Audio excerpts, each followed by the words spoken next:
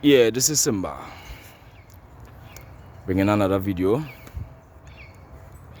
to the folks on the outside. Now I wanna speak today on the greatest insult to the African man's intelligence. What is it? What is it? The number one greatest insult to the African man's intelligence is telling them that a white man, quote unquote a white man, whether directly or indirectly, is their Lord and Savior. And this white man is coming back to save them again. Come back from the sky, that is. This is the greatest insult to the African man, the African mind, the African child, the African community, family, the African nation, right? And the sad thing about it is that the majority of Africans is believing this particular doctrine. It is very sad. Although in recent times there's been a kind of waking up. People all over the diaspora is beginning to see the folly in this particular ideology.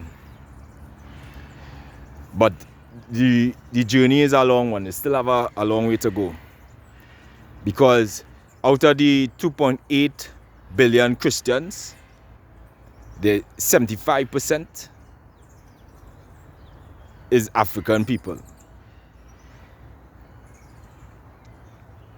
They teach their children to look out for this white man coming from the sky because he's coming back soon. Hundreds of years passing, and they pass on this foolish doctrine to the future generations. Right? But what I'm saying is the buck had a spoke have to be put in this wheel. We cannot continue with this folly, this ignorance. Right? It is an insult, especially considering the history, especially considering the atrocities committed to us by this particular race, right? This Caucasian race, this European race, and to embrace this European ideology. It is sad.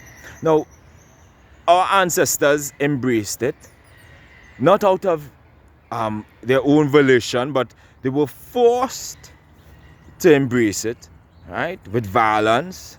Well, some were coerced through deceit and subterfuge, right? But that is another story. But a lot of them were forced to embrace this white concept, this white ideology.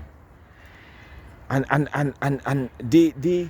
it was understandable then, right? Because if they didn't bow to this white man God, they would have died or suffered extreme violence or mutilation or whatever the case would be, unspeakable acts. So they in their wisdom they did this, right? But today, what is our excuse? An enlightened generation. Knowledge abounds. With the touch of a button, you could get knowledge, vast amount of a vast sea of knowledge.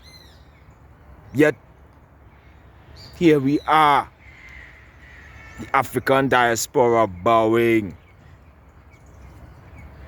technically to this white man, Jesus.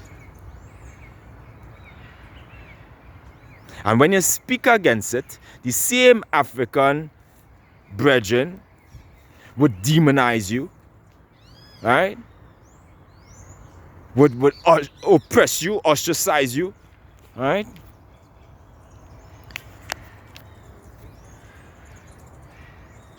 Because why? You're speaking against quote unquote Jesus. But Jesus is a white man. He is not a spirit. as some may claim. He's not an African man, as some may claim.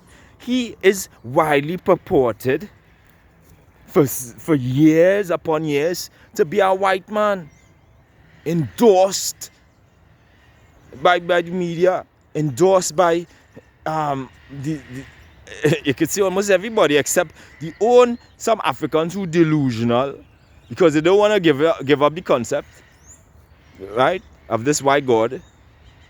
So they make all kind of excuses to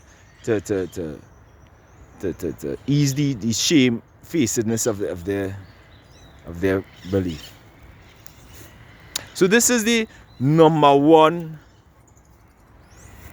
This is the number one insult to the African man's intelligence. When will we wake up?